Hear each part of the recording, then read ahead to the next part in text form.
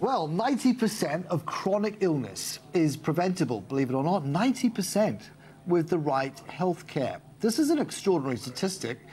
Next guest, making it his life's work to share that message. He gets to save lives in the process, and that's a claim not many people, of course, can make when they come home from work at the end of the day. Dr. Dr Cummins, Director of Corporate Health Practice, Executive Medicine, he's with me now to share his story. John, welcome into the programme. Let's understand from the very beginning, really, what was the light bulb moment to say to you, I've got a calling to do this? Was it as profound as that? No, no. I mean, for me, I think I got into medicine, probably was influenced by my mother, encouraged to, but I was always interested in biology and I think human behaviour. Mm-hmm. But really in my path, in my 20s, having finished the degree and then studied as a specialist, I just had a vague inkling I wanted to do something in prevention, but what was blocking me in those early stages was that in the colleges of medicine there's no separate subspecialty called prevention. So why not? Good question. I don't know. And that still hasn't changed? No. In the States they've got chapters and things on preventative medicine, but I got into the adolescent field for a period of time, but it wasn't until my early 40s. Yeah.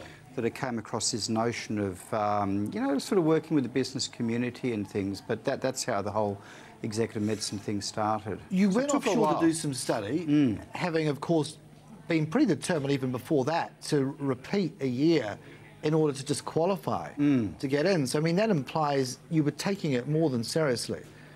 Well, the repeating the year was when I was 17, yeah. So I didn't get the mark that I probably should have got first time round in high school. Yeah. And in that 6-week period, I debated whether I'd do architecture because I had a creative side to me that I enjoyed, marine biology because I enjoyed nature, or medicine. There were no jobs in those fields at that time. And Mum kind of encouraged me, said, look, why don't you do it again? That was a pretty weird thing to do because 17-year-old in the 70s coming back to school having achieved the ducks the year before was pretty embarrassing. So, but it worked.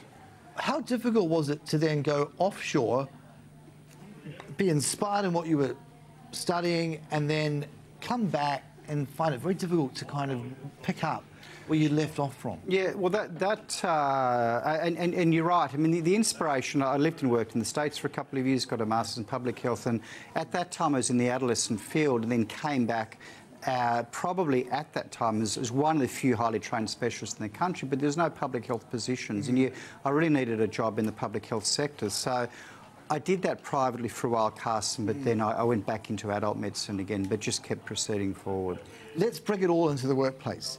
Okay, you talk about prevention. Yeah. How is that playing out in reality? Because it seems as if most of the time it's ambulance at the bottom of the cliff is when people go to seek help. Correct. Look, I think increasingly workplaces are having to take on a role in somehow influencing the health of their employees. For example, there's a $14.8 billion expense from 2008 that Medibank, in terms of chronic stress and illness. For example, there's now a lot of data about the fact that we're sitting all day will shorten our lives by 2 or 3 years. Our nutrition's often pretty lousy. And what we know is that when either workplaces or professionals or whatever, but if you've got healthy workers, if you spend $1 as an employee, your return on investment in multiple overseas studies varies from $1.60 up to $5. And there's lots of great evidence for that. So increasingly employers are wanting to reduce their insurance bills, their workers' compensation bills. They are massive. It's interesting when you talk about if you want healthy employees, so instinctively you think, well, what's in the canteen? And you look at an enterprise like Bloomberg where everything is laid on, but perversely, what's the net effect of that? You never step foot outside the office because it's all there for you. Yeah. There's no incentive to get up and out and get some fresh air. How much of that do you encourage? The actual physical location, getting out of the four walls, giving yourself a deadline. Yep. Do not overstay your welcome in that office. Yep. No, an awful lot. In fact, Carsten, we should be doing this interview standing up. We should be, but well, we could. Come on.